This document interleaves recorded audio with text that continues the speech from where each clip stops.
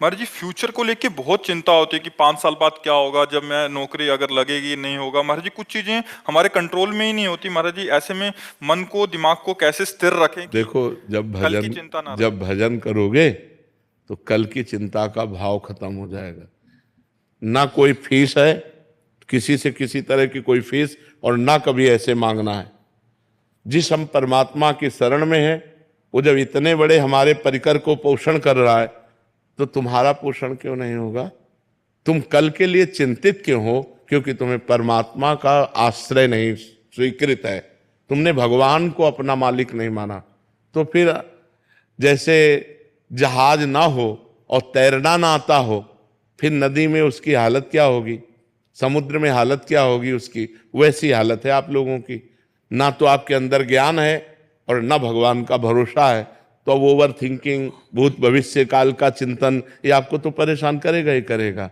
हम कहते हैं राधा राधा नाम जप करो और भगवान के आश्रित रहो, जब तक ब्याह न हो तब तक ब्रह्मचर्य से रहो। देखो आपका अंदर से क्या ज्ञान प्रकट होता है, एकदम आनंदित रहोगे बच्चा। हम कहते हैं आप ब्रह्मचर्य रह के देखो और नाम जप करो, बड़ी बड़ी विपत्तियों को रौंद के न निकल जाओ। तो हमसे बताओ, ब्रह्मचर्य वो पावर है जो आपकी सोच को पॉजिटिव करता है, लोग समझ नहीं पा रहे।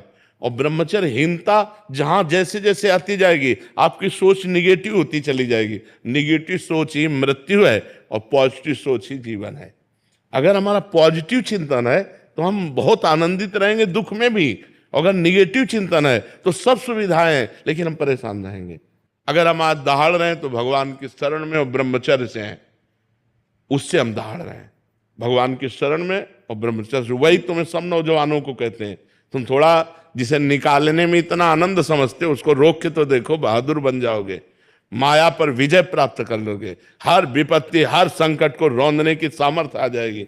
धर्म से चलो, पवित्र आचरण करो, क्यों भविष्य की चिंता करते हो? वर्तमान को संभालो।